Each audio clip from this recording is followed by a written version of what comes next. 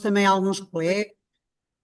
Já vi aqui a professora Dora Rezende Alves, que está aqui connosco, a professora Sónia Novaes Santos, enfim, a professora Luísa Barrios, portanto, alguns docentes e da nossa casa e de outras instituições, e desejar a todos um excelente seminário. Eu vou passar a palavra ao nosso convidado, agradecendo também a colaboração do Iberojur na organização deste evento. Muito obrigada a todos. Professor João, tem a palavra. Muitíssimo obrigado, professora doutora Maria do Rosário Anjos. É uma honra finalmente estar presencialmente aqui este ano letivo, sobretudo para dar esta aula aberta, nomeadamente no âmbito da costumada apresentação de aulas sobre direito atual e sobre direito contemporâneo. Eu, na realidade, sou professor de Direito Constitucional Contemporâneo, na área do direito público, cruzo também o direito civil e, para quem me conheça mais proximamente, sabe que eu sou professor de Direitos Humanos e Bioética em várias instituições nacionais e, no caso, na Universidade de Salamanca, que é a minha universidade de proveniência. É uma honra imensa. O convite estava aceito desde a primeira hora. Já em anos anteriores tinha sido provocado para vir cá, mas depois a agenda não tinha permitido. Agradeço a todos e todas que estão neste auditório e pedimos desculpa pelo pequenino atraso que teve a ver com o facto de estarmos a fazer uma banca de pós-doutoramento internacional e, claro, o nosso candidato, neste caso a pós-doutor, veio de avião e, neste caso, vinha de Lisboa. Portanto, demorou um bocadinho mais a chegar, por isso atrasámos levemente. Ora, muito bem. Estão à vontade, aliás, como todas as aulas que eu costumo dar online, para abrir a vossa câmara e para me acompanhar no decorrer desta hora. Espero que passe brevemente e que, pelo menos, vos traga perspectivas diferentes sobre o direito atual e, neste caso aqui, sobre inteligência artificial, algoritmos e direitos fundamentais. E como é que estes baluartes da modernidade e da atualidade crítica nos podem vir a afetar no futuro ou já nos estão a afetar, nomeadamente, e não sendo eu um trabalhista, no âmbito dos contratos de recrutamento e seleção das empresas privadas, nomeadamente das universidades, para os colegas e colegas que estão aqui e que, sem desprimor para todos os alunos e alunas aqui presentes, me criam também uma honra acrescida estarem presentes e uma responsabilidade em poder depois debater com vocês todos estas minhas reflexões. Esta reflexão tem por escopo uma avaliação do impacto da inteligência artificial nos direitos fundamentais, sobretudo e primordialmente nos processos de recrutamento e seleção de candidaturas em emprego e de que forma as disposições legais do ordenamento jurídico português e da União Europeia poderão proteger os respectivos candidatos. Dar nota também que durante algum tempo, para além de coordenar a área de Direitos Fundamentais do mestrado no Coimbra Business School, eu fui professor de Direito da União Europeia e Direito Europeu, que aqui acresce nesta revisão aos alunos desta turma, que neste caso aqui têm como base para a sua bibliografia de raiz os tratados internacionais de inteligência artificial, o Artificial Intelligence Act, primordialmente, mas depois outra legislação europeia sobre esta matéria e sobre a contratação em geral, e nomeadamente a Constituição Portuguesa e os direitos fundamentais vistos a partir de Portugal. Os sistemas de inteligência artificial têm por base uma tecnologia computacional denominada algoritmo, que, dado o seu modus operandi, são suscetíveis de violar, eventualmente, direitos fundamentais, levando à tomada de decisão ou de possíveis decisões discriminatórias. Na atualidade e, sobretudo, no futuro. Numa ótica de direito atual contemporâneo, de direito constitucional contemporâneo e, no futuro, com a utilização cada vez mais genérica e premente destes mecanismos de AI, de inteligência artificial, para fazer, quase independentemente do contacto humano, a seriação, pelo menos na primeira fase de candidaturas, a emprego, neste caso privado, mas para o emprego público a diferença não é muita, e naturalmente estes mecanismos estão a ser utilizados porque são a única maneira de poderem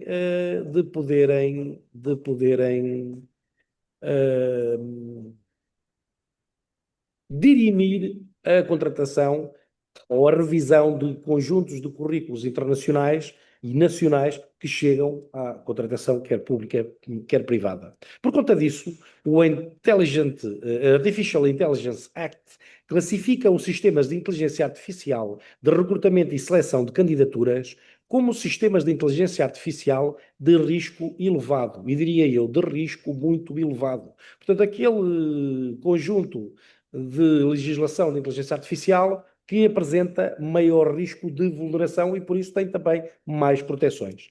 Apontando para dois tipos de direitos fundamentais, na minha ótica, e na ótica desta destinação e revisão que vos trago aqui, reflexão, a vulneração de dois tipos de direitos fundamentais suscetíveis de serem violados pelo funcionamento do algoritmo, ainda que inadvertidamente. O direito à não discriminação e o direito à proteção de dados pessoais. Ambos estes direitos não se encontram tutelados, encontram-se tutelados pela Constituição da República Portuguesa, no entanto, pertencem a valores da União Europeia já de per si eles próprios também incorporados nos termos de tratados europeus e internacionais constituintes integrados na Constituição Nacional. Deste modo, a concluir os objetivos propostos, utilizo uma metodologia científica empregue na presente reflexão, que foi a análise crítica do estado da questão com uma revisão analítica e bibliográfica de doutrina de vários autores que elegi para esta investigação e para esta aula aberta, bem como a análise da legislação nacional portuguesa e europeia em vigor na atualidade, incluindo, objetivamente, o Artificial Intelligence Act, a fim de retirar aquilo que considerei que seriam algumas preocupantes e evidentes conclusões. A tecnologia está a avançar a um ritmo gradativo, sendo certo que transformará o mundo que conhecemos hoje em algo completamente diferente. Ela está aí e não lhe podemos virar as costas. Portanto, como dizem os ingleses, se não pode vencer o inimigo, tome chá com ele. E como falámos aqui até na banca de doutorado previamente, não é impossível a utilização de instrumentos da AI para algum tipo de formatação, para orientação e arrumo da bibliografia numa tese de doutorado, de pós-doutorado. Objetivamente, a tese em si não deve utilizar a inteligência artificial, a não ser que seja para algum tipo de tradução para uma outra língua que não a autóctone do candidato, primeiro porque é contra os ditames e os regulamentos das nossas universidades, como defrauda objetivamente o objetivo das teses e da ciência. Empiricamente, ela poderia ser até bastante útil, mas neste momento não podemos garantir a cientificidade desta circunstância. Portanto, é obrigatório que no meu entendimento, nos restringamos à nossa investigação de per si e apenas utilizemos a inteligência artificial para meras questões de organização de dados, que não a produção dos mesmos ou a criação fictícia ou hipotética desses mesmos dados. Como destaca Maria Elizabeth Ramos, a quarta revolução industrial disputou uma onda disruptiva no domínio das tecnologias, trazendo diversas inovações, como a internet das coisas, os cobots, a realidade virtual aumentada, os big data, sem esquecer, inequivocamente, a inteligência artificial. É certo que a inteligência artificial assume-se como uma das responsáveis pelo rápido avanço científico e tecnológico das últimas décadas, alterando por completo a sociedade contemporânea, afetando os diversos domínios da vida industrial e coletiva de todos nós.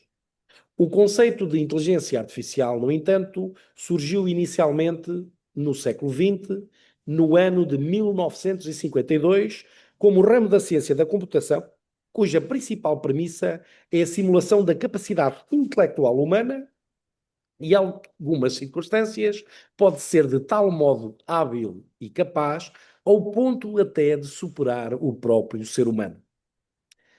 Como diria um comentador americano esta semana, depois secundado por Alberto Elizavetsky, especialista argentino em mediação por meios alternativos eletrónicos de resolução de conflitos, não vai ser a inteligência artificial que nos vai substituir. O que nos vai substituir são aqueles e aquelas que sabem trabalhar com a inteligência artificial no futuro. Portanto, não devemos temer a inteligência artificial, mas devemos ter cuidado com as vulnerações que ela própria possa vir a fazer no futuro aos direitos fundamentais. No entanto, devemos conhecê-la e utilizá-la, porque ela vai ser também uma ferramenta imprescindível para o futuro da ciência, para o futuro profissional e pessoal de Vossas Excelências aqui presentes nesta sala, também ela própria virtual. Na sua essência, a inteligência artificial está assente num sistema composto por algoritmos que permite assimilar e replicar certas funções cognitivas semelhante à capacidade mental de um ser humano, tais como são a capacidade de aprender, de raciocinar, solucionar problemas e tomar decisões autonomamente. Isto acontece porque os equipamentos tecnológicos dotados de IA, de inteligência artificial, estão habilitados a aprender através de inputs provenientes do ambiente em que se encontram inseridos, permitindo-lhes realizar ações autónomas com vista a concluir os objetivos para os quais estão e foram pré-determinados previamente. Passo o pleonasmo. Apesar de estarmos cientes de que a inteligência artificial é inequivocamente uma mais-valia para a sociedade e para a sociedade contemporânea, atendendo ao facto das máquinas dotadas desta tecnologia terem uma maior capacidade de prever e de previsão face ao ser humano, visto que conseguem processar inúmeros milhares de dados instantaneamente para traçar um curso ideal da ação, de facto, muitos podem ser os perigos para os direitos fundamentais com essa sua utilização massiva. Podem, de facto, ser uma ameaça que comporta uma série de riscos, nomeadamente para a violação dos direitos fundamentais, através daquilo a que chamei, que é conhecido conceptualmente, como a discriminação algorítmica. Como afirma Anabela Susana de Sousa Gonçalves, a inteligência artificial é uma ferramenta bastante usada entre vários setores de atividade. Inclusivamente na advocacia, os escritórios de advocacia modernos e contemporâneos, objetivamente, já não conseguem subsistir, em boa verdade, sem um instrumento de inteligência artificial, pelo menos para fazer a procura de jurisprudência conectada com os casos que vão aparecendo nos vários escritórios de especialidade. Inclusivamente, muitas empresas recorrem aos sistemas baseados em algoritmos para o processo, que vimos falar, de recrutamento e seleção de candidaturas, nomeadamente no setor privado, mas que se estende também, grano salis, ao setor público. Conscientes que estamos do potencial de risco face ao direito à não discriminação e ao direito à proteção de dados pessoais que falámos inicialmente, ao longo desta aula aberta, esta investigação analisará a forma como os sistemas de inteligência artificial de recrutamento e seleção podem, de facto, na minha humilde opinião, vir a afetar os direitos fundamentais dos putativos candidatos a os vários lugares em causa. Sem dúvida, as tecnologias exercem um papel inovador e transformador da realidade que vivemos, proporcionando ao ser humano um inegável conforto e facilidade em inúmeras atividades do cotidiano e do dia a dia. Em algumas circunstâncias, a tecnologia tem um potencial extraordinariamente revolucionário ao ponto de alterar até determinadas realidades. O exemplo disto é a forma como a evolução da tecnologia permitiu o desenvolvimento de softwares movidos por AI, inteligência artificial, que permitem a automatização do processo de recrutamento e seleção de candidatos laborais ao ponto de agilizar a análise de milhares de currículos de vários candidatos, quer no masculino, quer no feminino. Por via da IA, o empregador consegue estar munido de um sistema de recrutamento e seleção de candidaturas inteligentes que é ágil ao ponto de beneficiar de um processo de triagem prévia dos candidatos que é célere e autónomo, uma vez que estes sistemas têm por base uma tecnologia computacional denominada algoritmo, que lhes permite previamente elencar listas de preferências e selecionar de grupos de grande número de currículos, de páginas e de concepções, candidatos e candidatas para determinadas funções, um mero clique e um mero esperar de alguns segundos, coisa que era necessário existir em centenas, dezenas, milhares de operadores e de avaliadores pessoais a ler à mão, à unha, página por página, linha por linha, slide por slide, as candidaturas e os currículos de todos os candidatos. É num sentido, talvez, até relativamente democrático e consegue, em pouco tempo, avaliar com bastante exatidão, consoante o algoritmo inserido, as necessidades recrutacionais dos candidatos, de uma lista de candidatos ínfima.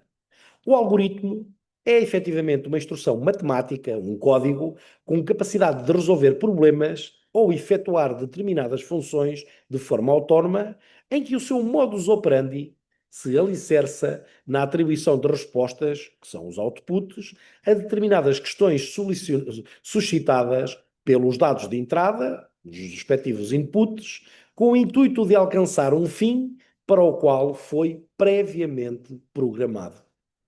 Muitas vezes, estes algoritmos são movidos por um subgrupo da IA denominado Machine Learning, o que permite a identificação de padrões de dados, de ciclos de dados de entrada, resultando na criação de um modelo capaz de fazer previsões e classificações daquilo que é pretendido, no caso, para o solucionamento do recrutamento e seleção e seriação dos vários candidatos aos lugares a emprego público e privado.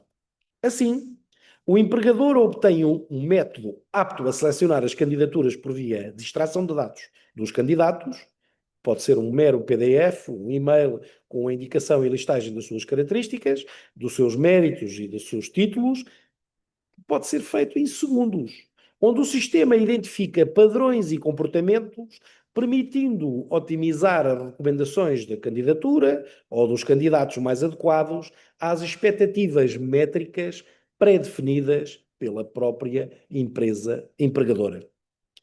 Naturalmente, estes sistemas, muito aliciantes de uma ótica do empregador, visto que proporcionam um processo menos burocrático, mais económico e que obviamente se torna muito mais cómodo na hora de excluir candidatos menos aptos e facilita imenso na seleção daqueles que são considerados para se enquadrar melhor na posição a definir para aquele emprego.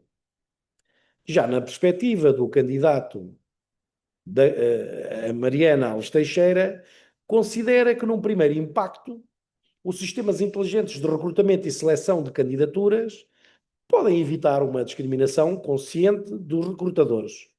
Portanto, parece-nos que seria bom, dado que determinados dados pessoais ou íntimos podem não ter sido tidos em conta por estes softwares, cingindo-se estes apenas às suas aptidões profissionais ou às aptidões profissionais dos candidatos ao emprego. Todavia, não há bela sem senão, e fruto das funções do algoritmo, da sua autonomização da análise de dados e, eventualmente, ao machine learning, é expectável que estes esquemas e estes sistemas acabem por definir os perfis de candidatos apreciados, levando de algum modo a que estes possam estar a ser selecionados à luz de critérios que estariam de algum modo proibidos ou que fossem proibidos pelo ordenamento jurídico no contexto de métodos de recrutamento e seleção naturais e tradicionais, sem a ajuda do algoritmo e da inteligência artificial. Portanto, da ótica dos candidatos, é bom poderem não ser discriminados pelos vieses, como se diz no Brasil, dos recrutadoras. No entanto, o próprio sistema, numa tentativa de otimização, de melhoria e de fornecimento de respostas rápidas e capazes à seleção do maior número de candidatos e mais eficaz, pode eventualmente, inadvertidamente, ou pela sua criação algorítmica inicial da sua gênese, podem estar, de algum modo, a vulnerar ou a usar critérios que estariam proibidos num recrutamento tradicional. O candidato é casado, se tem casa, se já tem emprego, se está desempregado, há quantos meses está desempregado, se tem passaporte válido, se não tem passaporte válido, se eventualmente é alto, é gordo, é magro, tem problemas de saúde, não tem problemas de saúde. Eventualmente, a maioria destes dados não deveria ser usada num recrutamento e seleção em que estão a ser avaliadas as características técnicas para o lugar e não nenhumas outras. A não ser que estejamos a falar de empregos que tenham que ter algum tipo de competência física do candidato e que o próprio, à cabeça, mostra vulnerabilidades nessa circunstância que não o possam permitir ser selecionado para o lugar. Nomeadamente, um piloto aviador tem que ter um conjunto de condições cardiovasculares e de pressão arterial que, à partida, inviabilizarão o seu recrutamento para a função de piloto comercial, se eventualmente não tiver essas características de saúde que garantam a manutenção do serviço em boas condições e em saúde do próprio. Mas, salvo essas raras exceções, esses dados não deveriam ser usados pelo algoritmo. No entanto, muitas das vezes, caso sejam fornecidos, pedidos ou usados ou analisados pelo mesmo, eles podem fazer discriminações erráticas, involuntárias, ilegais, inconstitucionais,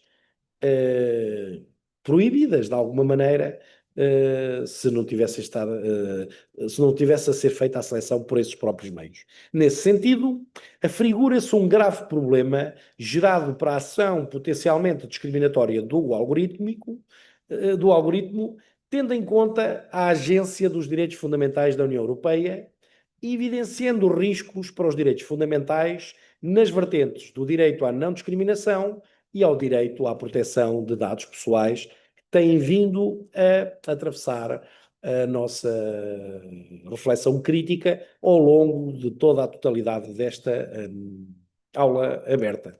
Objetivamente, desafio todo o auditório aí em casa e os nossos queridos alunos e colegas a poderem pensar noutros tipos de discriminação, para além desta testada e apresentada nesta reflexão científica que vos trago nesta aula aberta.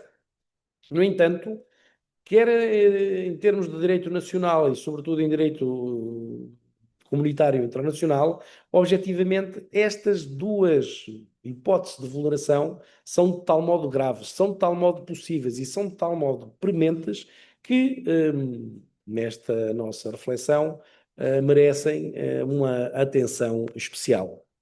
Face à problemática em análise, Ana Flávia Messa aponta para a extrema necessidade de criação de uma ferramenta de regulação internacional de modo a conter os possíveis danos que a IA pode vir a fazer, ou que já faz, aos direitos fundamentais, quer no presente, contemporaneamente, quer no futuro.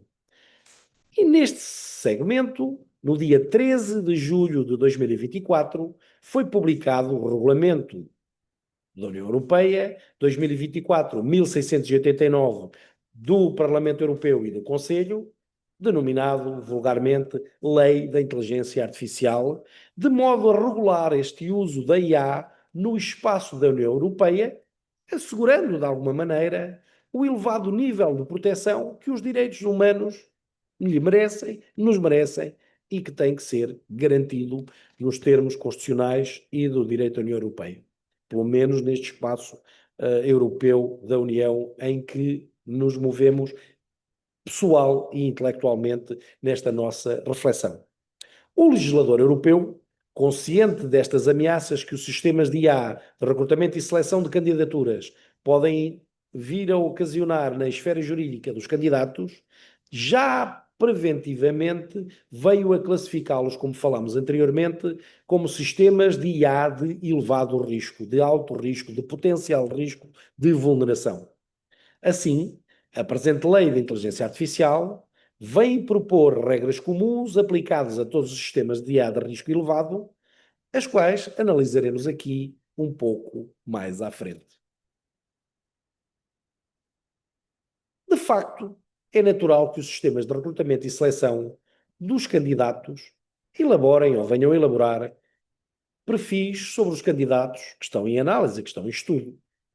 Aliás, como percebido anteriormente, estes tipos de sistemas computacionais procedem à identificação de padrões de dados de entrada com o fim de diferenciar os diferentes pretendentes à posição e ao lugar, de modo a descartar ou demarcar aqueles que não se enquadram nas respectivas expectativas, neste caso do empregador.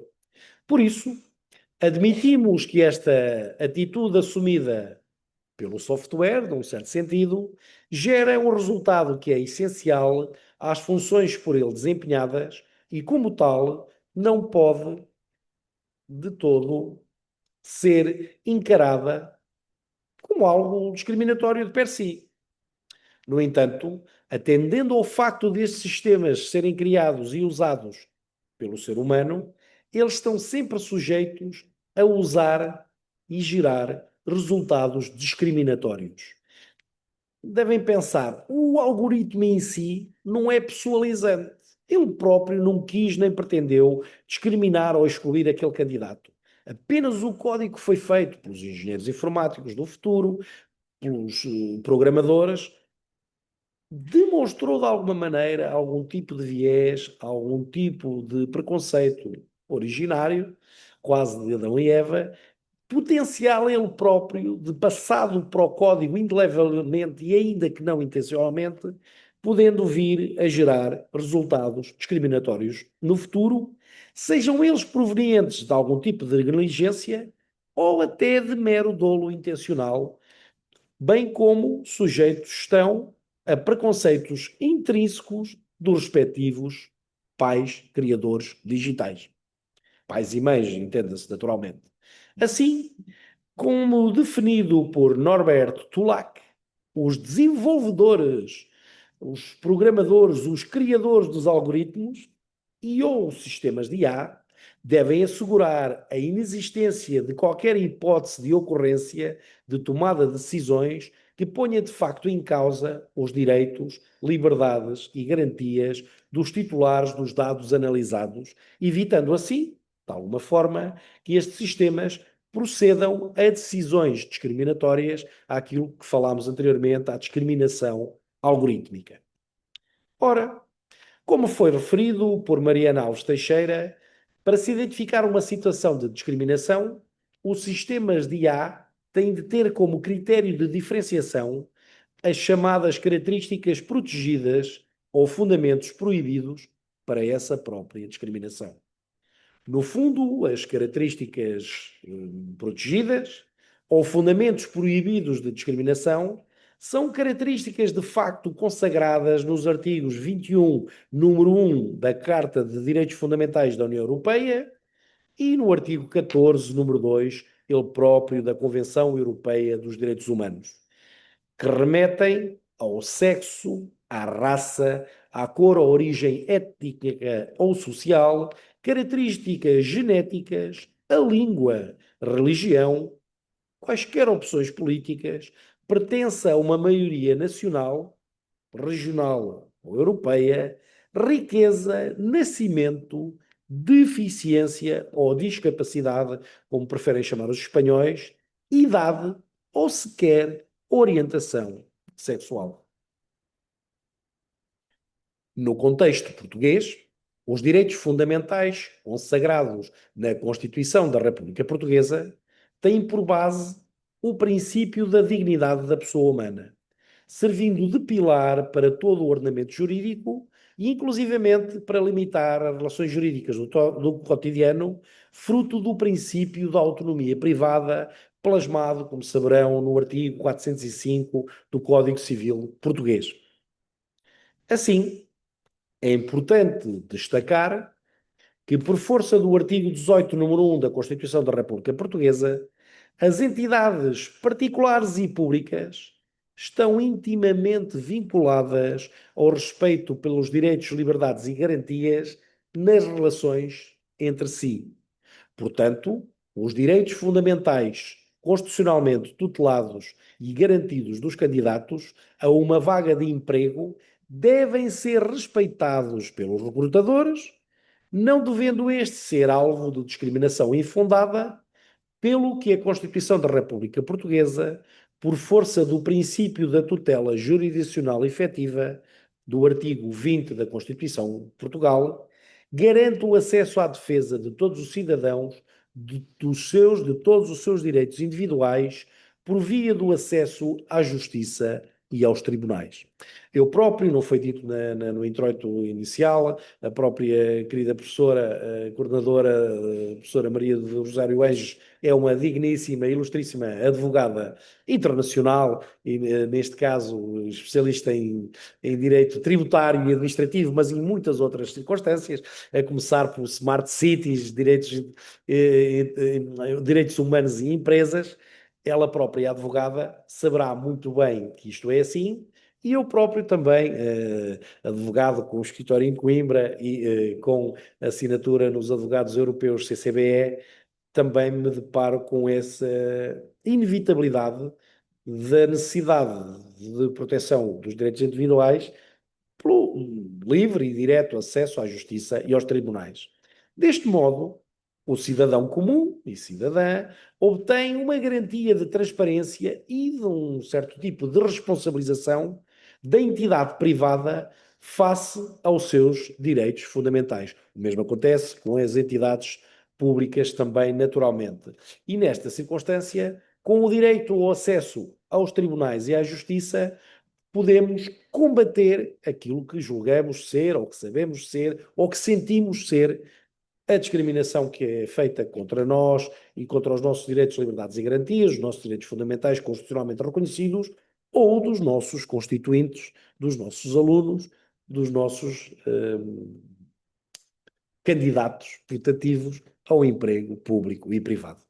Tendo em mente o princípio da não discriminação, balizado nos artigos 13, número 2 e 26, número 1 da Constituição da República Portuguesa, os candidatos e candidatas não podem ser de maneira nenhuma discriminados, prejudicados e privados ou isentos do acesso ao emprego em função de possuírem determinadas características, pelo que a distinção ou classificação inapropriada das mesmas conduzem a uma segregação automática por parte da máquina e do sistema de inteligência artificial, que é inequivocamente, na minha opinião, ilegítima e potencialmente ilegal e mesmo inconstitucional.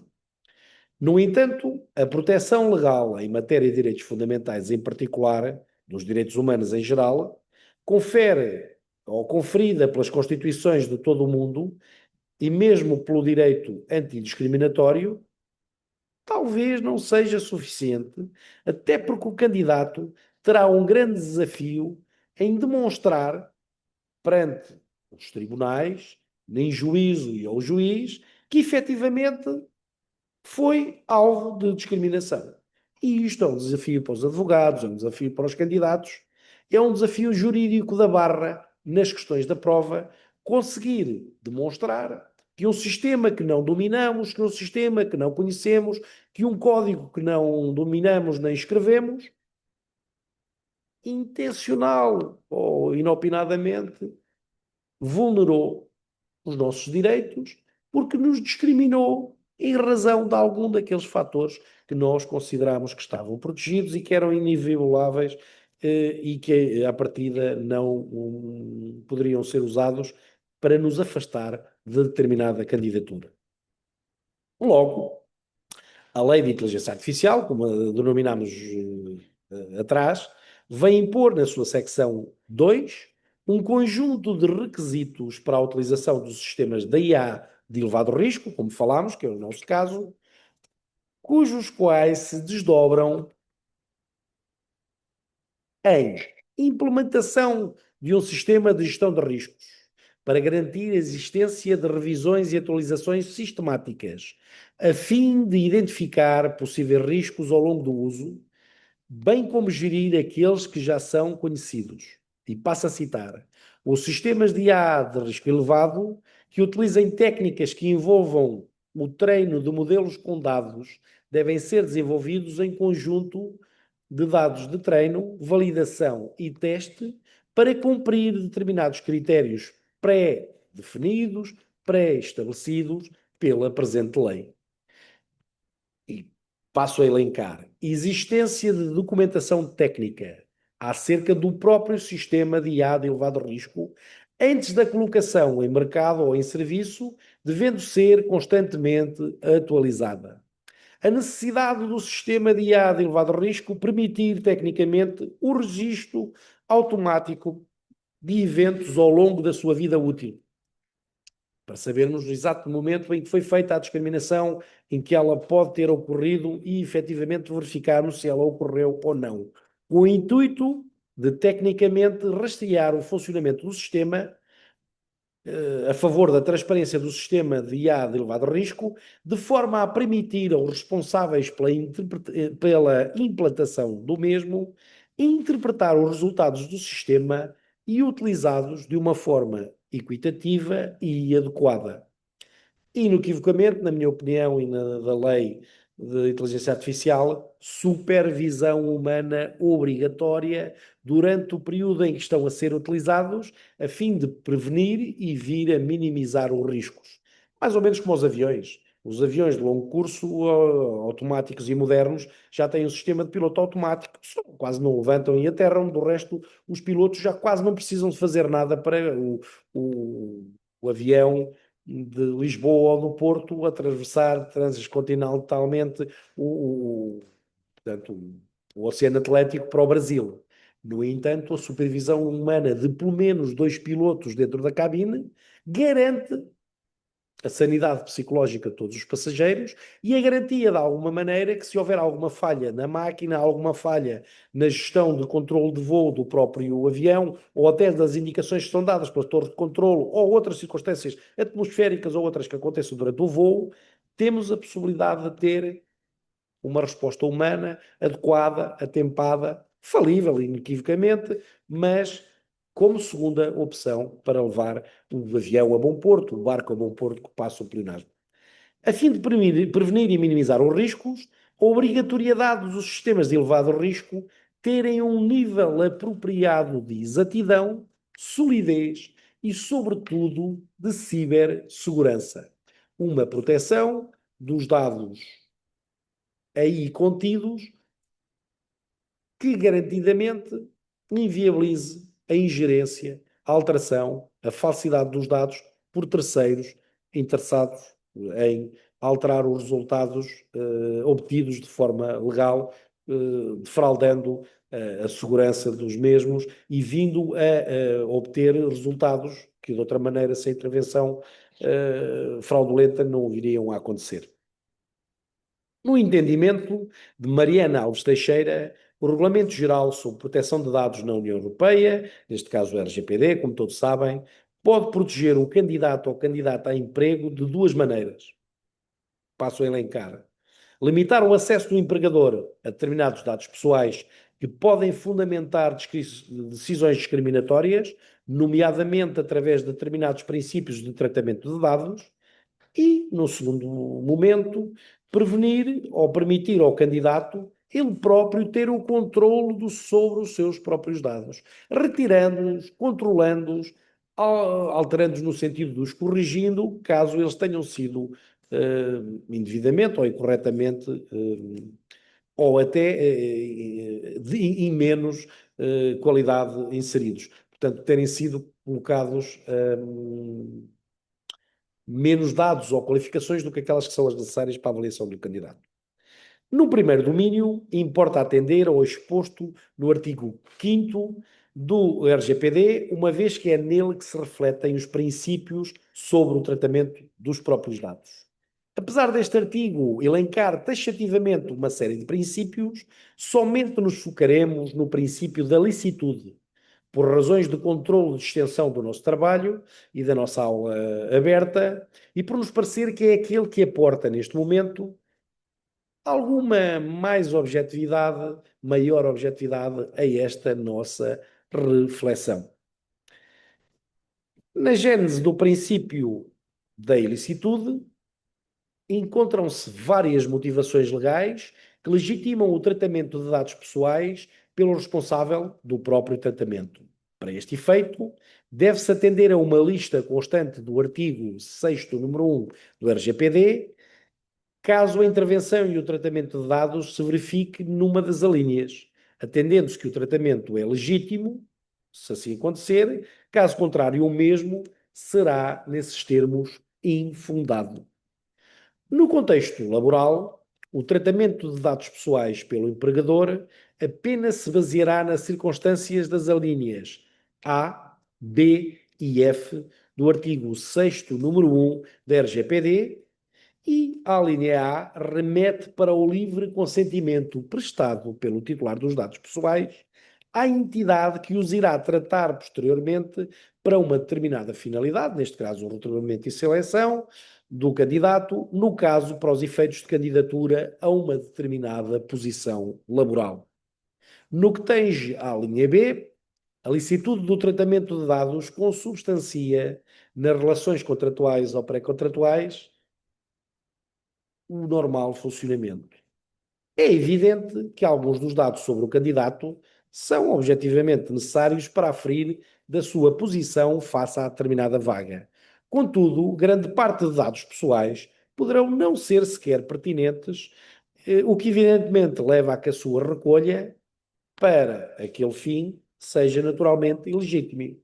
Se eu tenho cabelo, se não tenho cabelo, se tenho barba, se tenho bigode, se eventualmente sei falar russo, ou arménio, ou cosaco, se o emprego é para ser feito em Portugal, não faz nenhum sentido.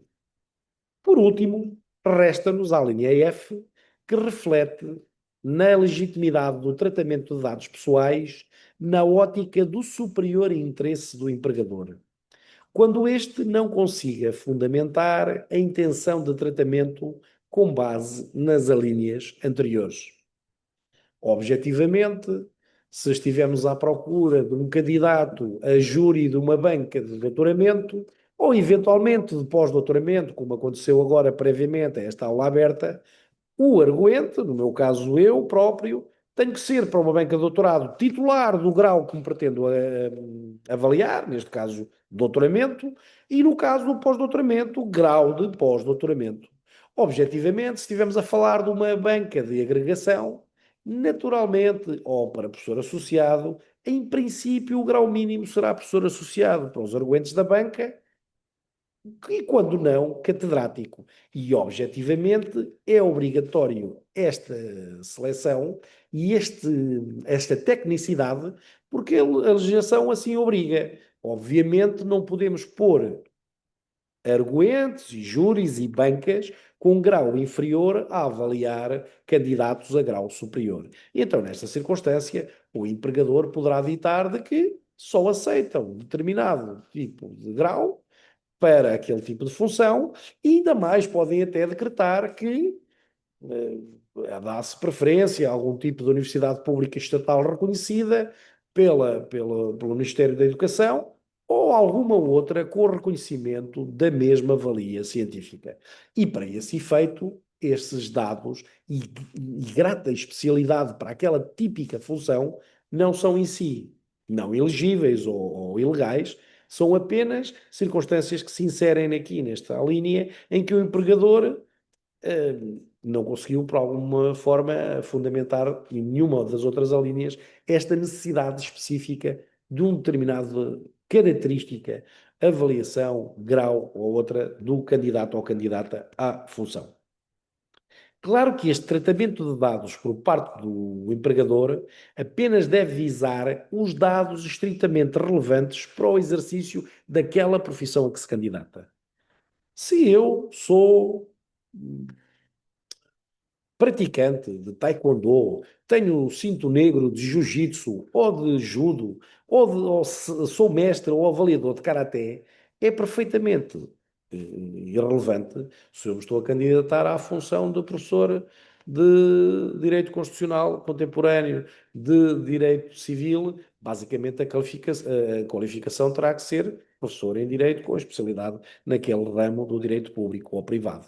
Outras características são totalmente irrelevantes e não devem ser carregadas na base de dados, nem tidas em consideração, nem para me discriminar face à função, nem para me promover, uma vez que são irrelevantes para o exercício da profissão em si a que eu me estou a candidatar. É que aquele recrutamento e seleção se está a efetuar. O problema é que muitas vezes os empregadores e os próprios sistemas de recrutamento e seleção de candidatura não se limitam a estocar, a guardar, nem a analisar só aquilo que é estritamente necessário. E por consequência disso, o tratamento pode envolver dados respeitantes à vida privada ou outros dados que sejam considerados sensíveis, que à partida seriam inúteis, conduzindo muitas vezes a decisões discriminatórias. Se eu sou da Académica de Coimbra, se sou do Benfica, do Futebol Clube do Porto, do Sporting ou do Braga, deve ser perfeitamente irrelevante para as funções do docente universitário, público ou privado numa universidade.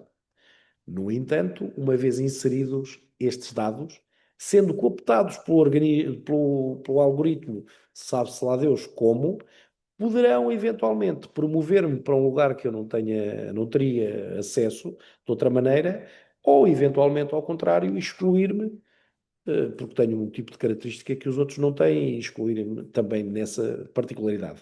Quer numa forma, quer noutras, estariam errados e vulnerando os meus direitos fundamentais, nomeadamente à privação, à, priva- à proteção dos meus dados pessoais, nomeadamente dados sensíveis e dados que são desnecessários para aquele tipo de candidatura. Tendo em conta a natureza delicada destes dados, se sou casado, se sou solteiro, se tenho 3 filhos, se tenho 4 filhos, sou rico, sou pobre, o ser bonito ou feio é uma subjetividade, mas outros dados biométricos são perfeitamente irrelevantes e perfeitamente sensíveis e dados de vida privada e privados da minha particularidade. Escolhas de caráter sexual, sei lá, outras opções pessoais que são sensíveis e que nada têm a ver com a contratação não devem ser inseridas no algoritmo e, se o forem, devem não ser usadas na avaliação do mesmo, quer seja para discriminar positivamente, quer negativamente. Tendo em conta a natureza delicada destes dados, o legislador europeu consagrou no artigo 9 do RGPD o princípio geral da proibição do tratamento de dados sensíveis e, deste modo, o tratamento de dados provenientes de candidaturas a uma vaga de emprego deve, e passo a citar e a reforçar, deve limitar-se estritamente ao necessário, incluindo-se a hipótese de tratamento de dados sensíveis, excluindo exatamente dados que não têm conexão com a função. E bem, quanto à última questão a analisar, o RGPD oferece alguns direitos que o candidato poderá socorrer-se para evitar condutas discriminatórias, como é o direito à transparência, à explicabilidade, à própria retificação de dados, como falámos anteriormente.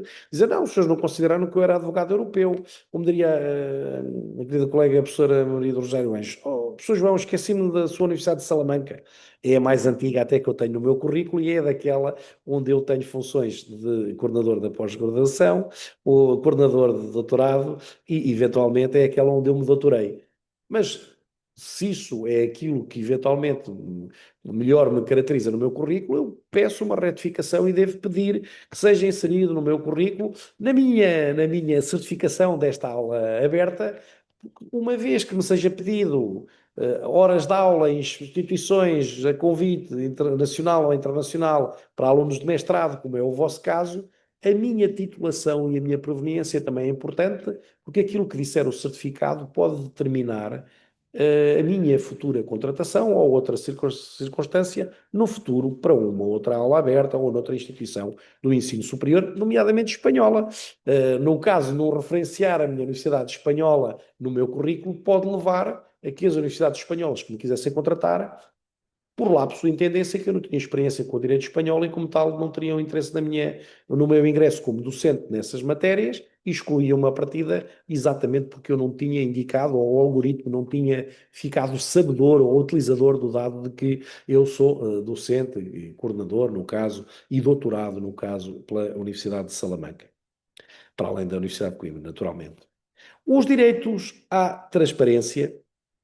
Atenção, para além da retificação de dados, o direito ao esquecimento e ao apagamento de dados, à não sujeição a decisões autonomizadas, de per si e à sua contestação. Eu posso dizer, não, os senhores usaram estes dados para me excluir num concurso público espanhol porque viram que o meu passaporte é português, embora eu tenha credenciais pela ANECA, embora eu esteja reconhecido pela Universidade Europeia, Portuguesa, mas no caso espanhola, mas em razão da nacionalidade os senhores excluíram-me. Não podem fazê-lo. Portanto, faz favor de aplicarem a Constituição Espanhola e o Regulamento Geral de Proteção de Dados e inserir os dados necessários para que, pelo menos passe à fase seguinte, não possa ser excluído por razão da nacionalidade. Os direitos à transparência e à explicabilidade determinam que é lícito ao titular dos dados pessoais obter satisfações, perguntar coisas sobre todo o processo de contratação e de recrutamento e seleção por algoritmo, envolvendo a recolha e o tratamento, estoque e modus operandi da máquina para selecionar os meus dados pessoais, pedindo que acresça o que esteja em falta, apague e delete o que esteja a mais e dados que sejam desnecessários para a função. Assim, como destaca Filippo Donati, através destes direitos, o candidato consegue conhecer todo o processo efetuado até à toma de decisão automizada pelo sistema de recrutamento e seleção de candidaturas, a tempo de poder reclamar e de aceder aos tribunais para poder corrigir ou impugnar alguma irregularidade. No caso de exclusão do candidato face ao processo de triagem, é-lhe conferida a possibilidade de obter do empregador uma justificação objetiva razoável, uma justificativa, uma fundamentação considerável e que eu pelo menos aceite, que não seja ilegal, que me diga, oh, João Processo Xavier, o senhor não foi aceite para dar aulas na Universidade de Burgos, porque efetivamente vimos que o senhor mora em Coimbra e está em Salamanca, e Burgos fica a muitos quilómetros. O senhor não foi escolhido, mas escolhemos um candidato que mora mais perto do local. Daria uma grande discussão no final da aula, se a gente tivesse tempo e não estivéssemos já a concluir, para saber se essa distância era o suficiente para me excluir, tendo eu melhor nota e melhor qualificação para o lugar. Eu próprio litigaria pelo lugar de outro. Na minha circunstância pessoal, no caso deste ser um caso prático real, talvez não tentasse impugnar a decisão espanhola, porque realmente a quilometragem é significativa e se eu fosse professor titular da Universidade de Burgos, o que seria adequado para a universidade e para mim era efetivamente eu trasladar-me, neste caso em termos de morada académica, para Burgos, esquecendo Salamanca, porque ainda é uma distância não infazível, mas pouco simpática para fazer diariamente, caso eu tivesse que dar aulas, pelo menos todas as semanas ou todos os dias lá. Relativamente aos direitos e à retificação e ao apagamento dos dados, correspondentemente designado, o que falámos, direito ao esquecimento, encontram-se ambos conferidos no artigo 16 e 17 do RGPD, respectivamente. Estes direitos possibilitam ao candidato requerer junto da entidade empregadora a retificação dos dados que são inexatos ou o pagamento destes anteriormente disponibilizados para a candidatura, a fim de tentar evitar uma decisão de não contratação baseada em dados que não sejam ou não estejam corretos ou não fossem pertinentes.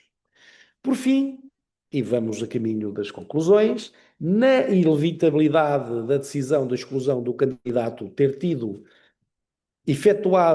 efetuada de forma automática, o candidato pode beneficiar de direitos a não sujeição de decisões autonomizadas, bem como pode vir a contestar as mesmas. Nesse sentido, os direitos impõem que a decisão de exclusão gerada pelo sistema seja previamente supervisionada por humanos, assumindo estes, sim, a responsabilidade pelos atos de notificação das decisões aos interessados, garantindo os requisitos da explicabilidade exigíveis que falámos anteriormente, assim como facilitando uma possível ou eventual impugnação. E agora sim, por um lado, por força dos sistemas de inteligência artificial, de recrutamento e seleção dos candidatos, o empregador fica munido de um método capaz de analisar um vasto conjunto de dados. No entanto, por outro lado, estes sistemas têm como base algoritmos que estão encarregues de identificar padrões e comportamentos, o que conduz à seleção de candidatos mais aptos e à eliminação daqueles que não se enquadram na posição, o que pode ser potencialmente vulnerador e violador dos direitos fundamentais dos próprios candidatos. Todavia, tendo em conta o potencial discriminatório do algoritmo, bem como a posse ilegítima ou desnecessária de uma série e conjunto de dados dos candidatos por parte do empregador, afigura-se um grande risco para a esfera jurídica dos putativos candidatos, que irá, na nossa perspectiva, originar no futuro decisões discriminatórias que aqui estamos já a vaticinar. E, partindo já para a conclusão da nossa aula, que já está aqui, salvo erro, com 10 minutos a mais, portanto não queria amassá-los mais assim desta matéria, podem ler escrituras e publicações minhas sobre esta matéria e depois, eventualmente, até interpelarem-me por e-mail, que a doutora Maria do Rosário poderá aceder. Portanto, passo já para a minha revisão final desta matéria, uma vez que, infelizmente, como estamos aqui com um horário muito apertado e eu estou fisicamente na universidade, também quero que vão jantar e eu não fico aqui fechado no vosso departamento. Neste sentido, observa-se a importância da proteção do direito à não discriminação e o direito à proteção de dados pessoais, podendo conferir aos candidatos discriminados alguma garantia, sendo ambos os direitos legalmente tutelados, quer pela Constituição da República Portuguesa, quer pela Carta Fundamental da União Europeia e pela Convenção Europeia dos Direitos Humanos. No entanto, embora reconheçamos a importância inequívoca destes direitos como ferramenta importante na limitação de práticas discriminatórias, admitimos diretamente que futuramente não vão ser, na nossa opinião, suficientes para travar os potenciais riscos galopantes das violações dos direitos fundamentais por parte da que falámos de discriminação algorítmica que aqui inicialmente vaticinamos. Assim, em toque, pedra de toque final, na nossa opinião, o regulamento UE 2024-1689 do Parlamento Europeu e do Conselho, de 13 de junho de 2024, poderá vir a conferir uma nova esperança no combate à discriminação provocada pela inteligência artificial, porque apresenta vários requisitos para o desenvolvimento e uso dos sistemas de inteligência artificial de risco elevado, considerando uma série de obrigações, de modo a conter eventuais ameaças aos direitos fundamentais para os quais aqui chamamos a atenção. Como professor, espero ler os vossos trabalhos, tese de mestrado, artigos científicos nas nossas revistas da Universidade de Salamanca, da Universidade de Coimbra, da Universidade Lusófona do Porto, naturalmente, e noutras revistas científicas de renome, arguir as vossas teses e, como advogado, espero que eventualmente sigam estes métodos profiláticos de proteção junto dos vossos clientes, dos vossos consultores e, claro, caso necessitem de proteção necessária, conhecem já a fundamentação científica e jurídica nacional e europeia, não deixem de contratar um bom advogado ou uma boa advogada. A todos e a todas, foi uma imensa honra poder ministrar esta aula aberta sobre direito atual, que espero vir a repristinar, não propriamente esta aula em si, mas esta turma magnífica de alunos e alunas nesta tarde de de maio ainda, quase próximo da queima das fitas, no caso de Coimbra. Já começou ontem. Desejo a todos um bom fim de semana e espero encontrar-nos numa universidade perto de nós, ou nas minhas, ou na vossa. A professora Maria Rosário Anjos, ignoradamente agradecido, cumprindo agora com o convite que me fez já há bastante tempo e comprometendo-me a aceitar novos convites no futuro para poder vir falar de outras matérias, quem sabe, bioética e direitos humanos, ou outra proteção de dados nas empresas ou empresas e direitos humanos, talvez smart cities e sustentabilidade. O debate aguardará. Muito obrigado a todos e a todas e à professora Maria do Rosário, um forte abraço. Muito obrigada, professor João Proença Xavier, é sempre um prazer ouvi-lo. Gostei meu. E eu passava agora à nossa plateia, que se manteve aqui firme conosco, para perguntar se querem colocar questões ao senhor professor, para abrirmos aqui o nosso debate. E há sempre aquela inibição inicial, portanto eu vou fazer as honras da casa com a primeira pergunta. Pergunta Enquanto, difícil. Diga, professora. enquanto começamos aqui a receber manifestações de interesse. Muito bem, muito bem.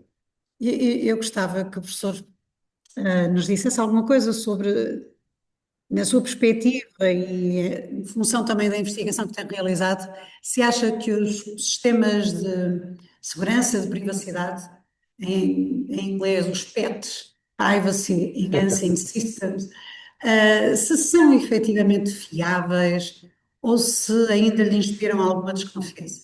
Deixe-me confessar que eu tenho muita dificuldade em acreditar que existam efetivamente sistemas Confiáveis. confiáveis.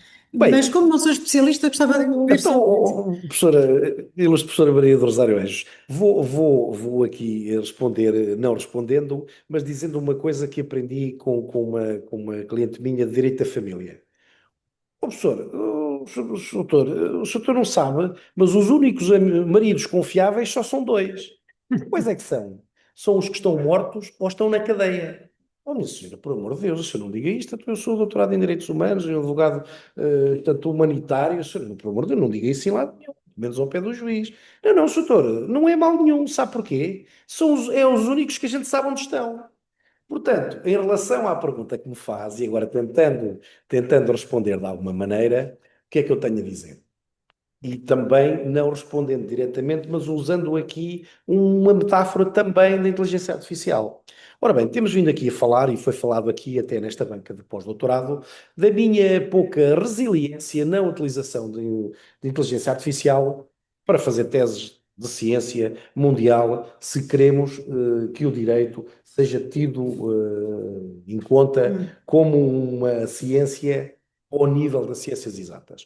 Pode ajudar numa tradução, pode ajudar numa formatação, pode ajudar até numa busca bibliográfica. Não pode é fazer o trabalho por nós porque é uma fraude ética e institucional. Logo, nessa circunstância, a doutora, não sei se teve conhecimento, é um caso público, portanto não há nenhum problema aqui de acesso à justiça, nem à proteção de dados, nem no direito ao sigilo da circunstância do colega. Há um colega que faz um recurso, penso que seria do Porto, mas pelo menos aqui do Norte, faz um recurso para a relação baseado, nomeadamente, em sistemas de inteligência artificial. Talvez não queria desculpar o colega, nem o conheço, muito menos crucificá-lo de maneira nenhuma. Mas o colega é jovem, tem acesso a estes meios, utilizou a inteligência artificial para bolar, gerir e executar um recurso para a relação de Guimarães.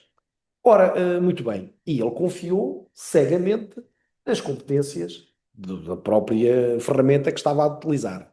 Não só ela o defraudou, como o levará, se não levou já a uma sanção, uma punição disciplinar pela ordem, levou a que os juízes da relação de Guimarães indeferissem liminarmente o seu recurso, até que foi aceito pela Secretaria, porque tinha um formato muito apreciável, mas depois, em termos de matéria, defraudou completamente o coletivo, como se pode ver depois pela leitura da resposta que lhe foi dada, porque citava acórdãos inexistentes, nomeadamente e pouco Uhum. inteligentemente, digo eu, de alguma forma jocosa, sem ofender de maneira nenhuma o colega, que teve um mau momento, naturalmente, quem sou eu para o crucificar, mas objetivamente foi inético e não deontologicamente correto, e depois também não muito adequado, porque ou chegar com acórdãos citados inexistentes e criativamente introduzidos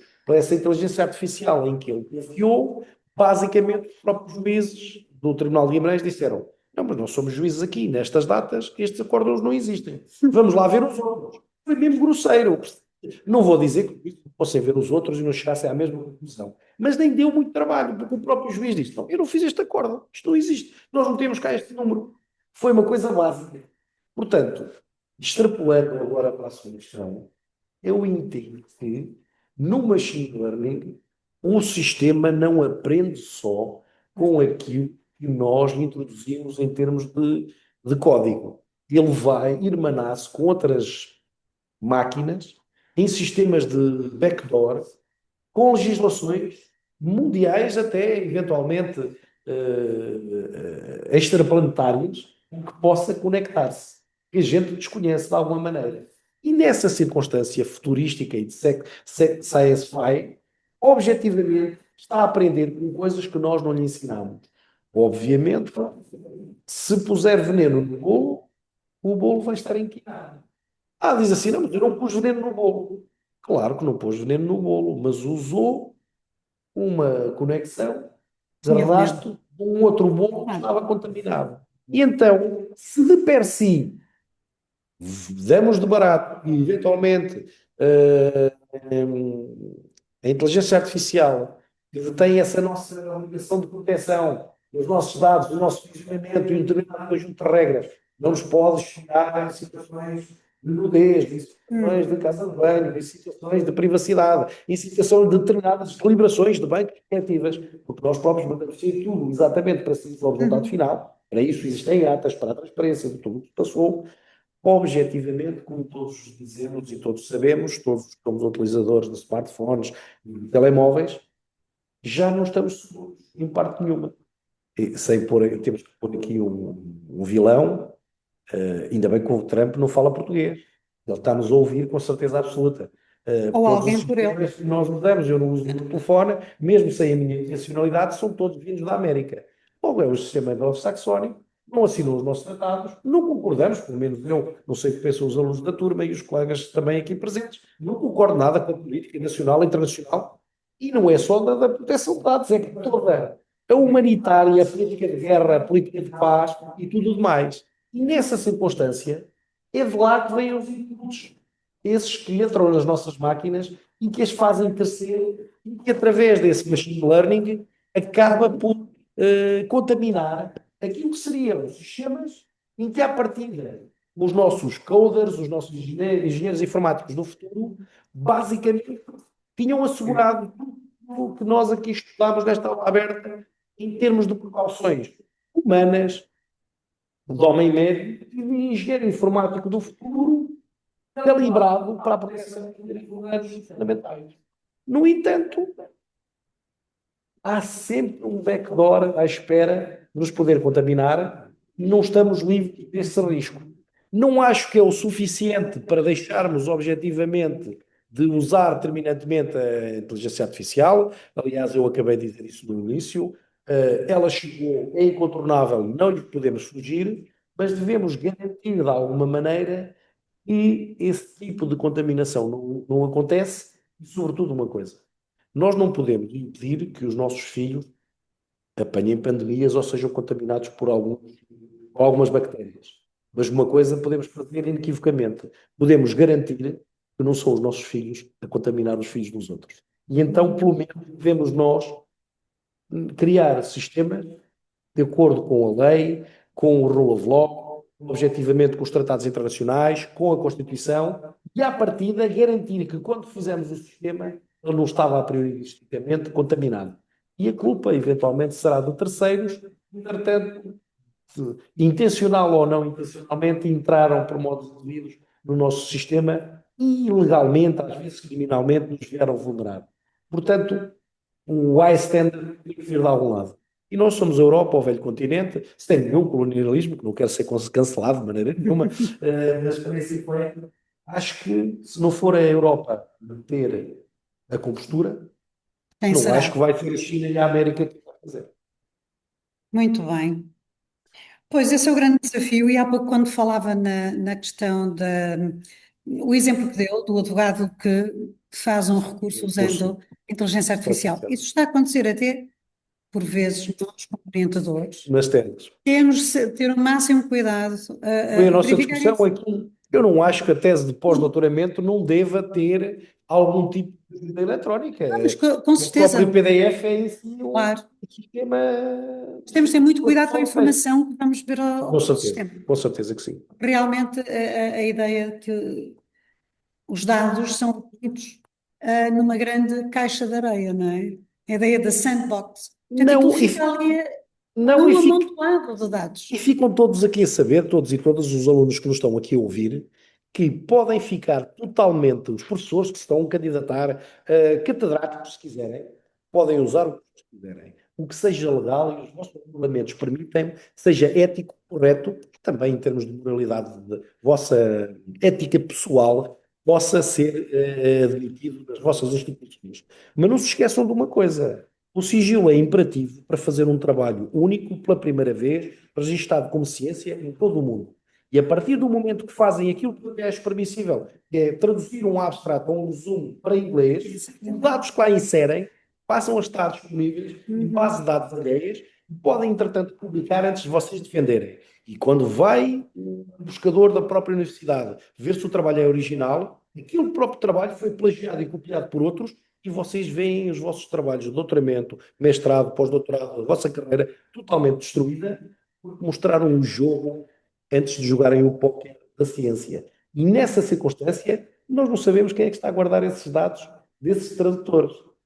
Porque quando É eu um peço risco no muito grande. científico da Universidade de Coimbra para me traduzir um texto, ele insere o meu texto num sistema de financiamento, no caso da Fundação de Ciência e Tecnologia, e ele é enviado para professoras da Faculdade de Letras de Inglês Germânico, de Germânicas e outros tradutores oficiais, os quais são pagos à peça para eventualmente só usarem canais certificados para mandarem a tradução só daquela parte do texto necessária para o Congresso Internacional e tudo mais. E estão garantidos por contratos, ou por avanço, ou por adjudicação, o sigilo dos mesmos, porque se tratam de dados científicos originais, não publicados ainda, de um professor, de um departamento, de uma ciência, que pode até defraudar economicamente um país para o outro. É verdade. Bom, temos que ter muito cuidado. Eu não sei se há questões, julgo que não. Eu acho que sim, que há, mas eu não Há? consigo vê-las. Não sei como é que a gente Não abre o consigo microfone aos estar. nossos alunos, não sei como é que isso funciona. Que eu estou aqui com. Então, eu ia sugerir que Eu estou com um computador que não é o meu, levantassem a e por mão cima é um Mac e eu, eu trabalho com. ou Lá está. colocassem diretamente a vossa questão, É querendo. isso. Alexander, já o Alexandre estou a Oh, ver. Esteves, estou a vê-lo com muito a mão no boa. ar, Sim, está a sim. ser discriminado porque foi o primeiro a levantar a mão, portanto, se conseguir ligar o seu microfone e fazer diretamente, tentar-lhe Ok. responder. Muito obrigado. Boa noite, doutor. Não sei se estão todos a conseguir ouvir. Não sei como é que eu lhe dou voz, será que sou eu a ativar Não alguma sei se, coisa? não sei se estão a conseguir É a ouvir. partir de casa. Está verde, mas eu não estou a ouvir. Fábio Eu Veiga, como é que estou se a faz falar, isto? não sei se. Eu estou a falar, não Visualizar. sei Eu se. creio que o problema, se não ouvimos, será o som do Alexander. Eu vou. Eu estou ouvindo. Alguém consegue Estão me ouvir o ouvindo? Alexander? Professora Rosário me ouve? Se conseguirem, levantem o braço ou a mão. Eu não consigo ouvi-lo. Fábio, como é que a gente Agora consegue? consigo ouvir o Alexander. Então, como é que eu. Ok, tá. Alexander, força, estamos a ouvi-lo. Então, Ok. vá. Então, só vou fazer aqui um teste de se estão a ouvir ou não. Estão a ouvir? Estamos, Ok, estamos. perfeitíssimo. Bem, boa tarde a todos. Desde já agradeço aqui estar presente neste grande evento relativamente à inteligência artificial, da qual eu colocava aqui uma questão e que começava já pelo próprio enquadramento. Portanto, recentemente estamos a ter a possibilidade de fazer uma alteração ao código da contratação pública. E uma das grandes guidelines desse processo, eu não sei se estão a conseguir ouvir. Sim, estamos. Sim, Como ok. estamos em sala, Ok, ok. Um dos grandes pontos da alteração do Código da Contratação Pública é a utilização da inteligência artificial, da qual um dos pontos que ela refere, sim senhoras, é portanto, que é a humanização do processo, ou seja, a sua verificação de forma inequívoca. Só que recentemente vimos saiu recentemente um estudo da MIT, da qual muitas das informações colocadas pelas inteligência artificial, portanto, a nível subjetivo, portanto, muitas das pessoas que operam estas máquinas não colocam em causa o seu resultado. A questão que eu coloco é, com a evolução tecnológica, com aquelas pretensões que o novo Código de Contratação Pública pretende, que é, numa linha geral, aumentar a eficiência, aumentar o tempo de resposta, portanto, tentar ver através da inteligência artificial se existe alguma coisa fora do contexto e que possa levar a que portanto, ou seja, o objetivo é eficiência e eficácia. Só que, no entanto, obriga, sim senhora, que haja um utilizador que faça uma verificação final. Tudo bem, estamos dentro da norma no âmbito da AI Act. Sempre foi. Agora, a nossa questão é saber se aquela pessoa que está a verificar a informação, se é alguém que tem a capacidade, sim senhora, crítica de perceber o resultado final, e se não vai ser só mais uma situação de um conformismo relativamente ao resultado. Pronto, é esse ponto que eu estou aqui a levantar. Esse estudo foi recente, da MIT, portanto é só que tem a ver com que a nossa geração poderá ficar cada vez menos inteligente e colocando em causa a inteligência natural em prol da inteligência artificial. Portanto, é essa a minha questão. Ora bem, muito obrigado, Alexandre, pela sua pergunta. Deixe-me ver se eu consigo balizar isto de alguma maneira. Na realidade, conheço um estudo que falou e um dos problemas objetivos tem a ver com a maioria de razão. E por maioria de razão, é perfeitamente estranho que seja a própria inteligência artificial, que não é humana, a humanizar a inteligência artificial. Portanto, nessa ótica, é a mesma coisa que a minha mãe me diz. Olha lá, então estás a fazer bolo de chocolate com pó? Pois estou, então agora vou-lhe deitar açúcar e vou-lhe jogar ovos e vou fazer, portanto, mousse de chocolate caseiro. Só é caseiro porque é feito em casa, porque isso é feito com pó, ou é feito com chocolate derretido. Logo, em si, o resultado vai ser artificial. E essa humanização é uma maneira de enganar a máquina de efetivamente eh, aumentar o preconceito que ela própria tem de nós. Portanto, Vossa Excelência, ou quem quiser, para cumprir a legislação, pode pôr o homem humano, o data server ou qualquer outro a guardar os resultados da máquina, mas ela vai fazer uma coisa para a qual ela não tem competências genéticas, que é ser humana. Portanto, a única situação de humanizar um trabalho feito pela inteligência artificial é objetivamente o próprio, dedicar da mesma e fazê-la à mão, à unha. Claro, pode-se basear um bocadinho no formato só para tentar replicar um modelo que seja comparável, mas é a única maneira de humanizar. Portanto, nunca vai ser a máquina efetivamente a humanizar. Portanto, quando nos dizem que o homem que está lá garantido, isso é só para cumprir o desidrato jurídico.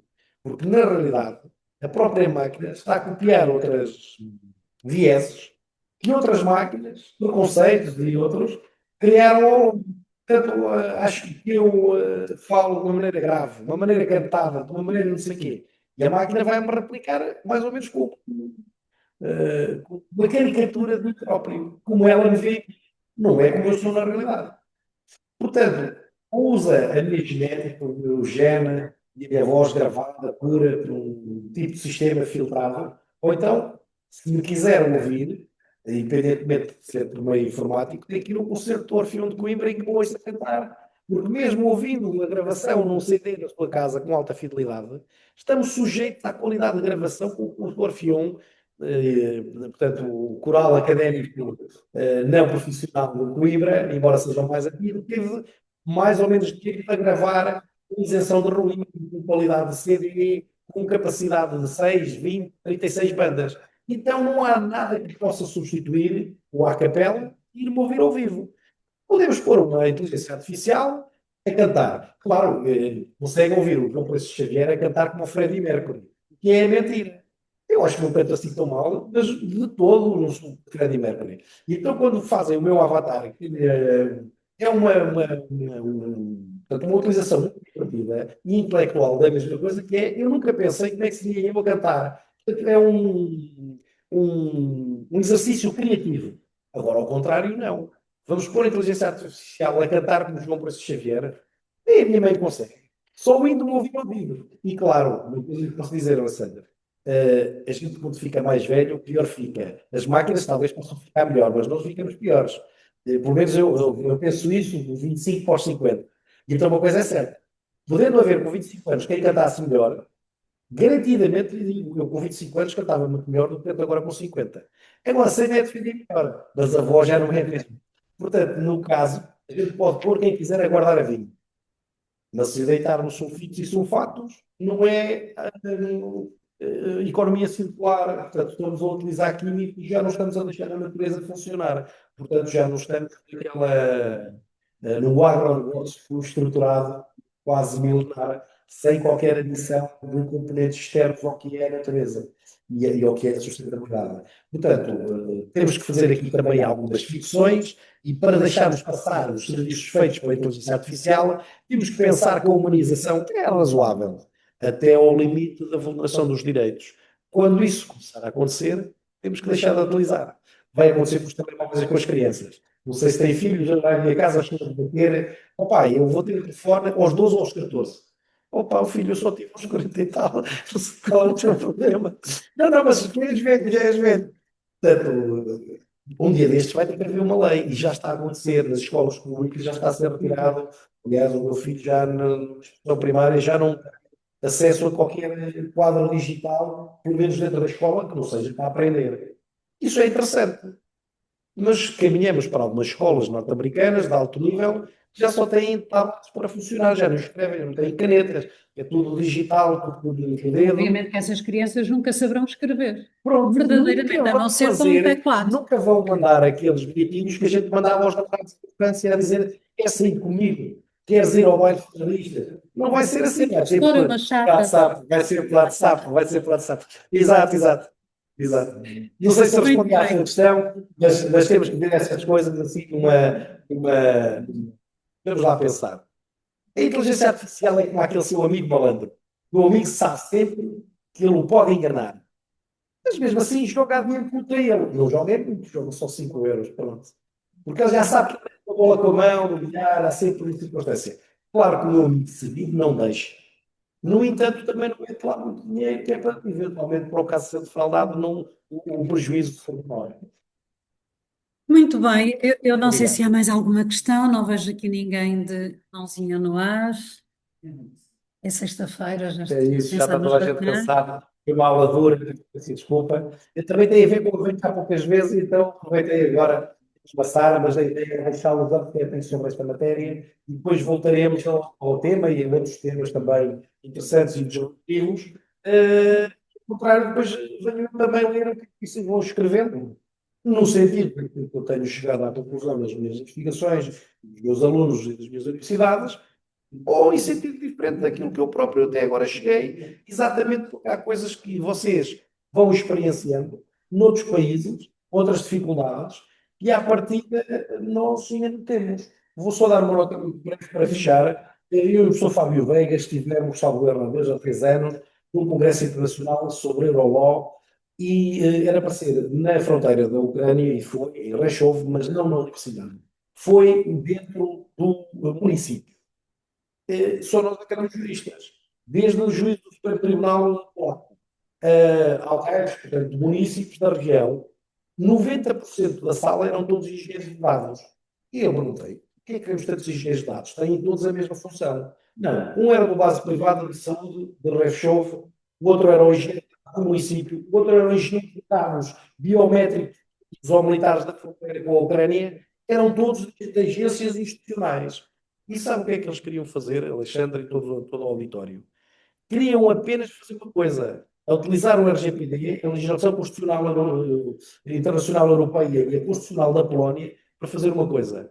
Bases de dados com dados da sua província, da sua região, do seu município, blindadas ao município. Não queriam dar aqueles dados a municípios ao lado e muito menos ao Estado polaco. E queriam saber da constitucionalidade. Portanto, picaram-nos bastante para a gente analisar isto. Nem um nem outro, embora o Dr. Fábio seja especialista em direito empresarial, eu em direito internacional, mas objetivamente não conhecíamos as especificidades até do direito administrativo e mesmo constitucional polaco, onde eu tenho vindo também agora a escrever em direito comparado, mas achei a preocupação, não achei infantil.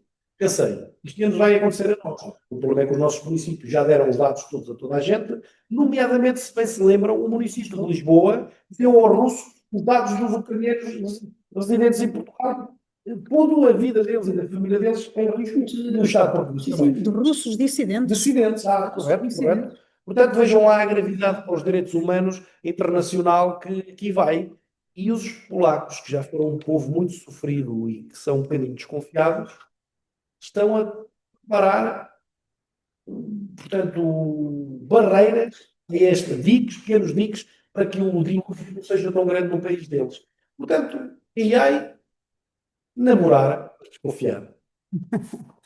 Muito bem.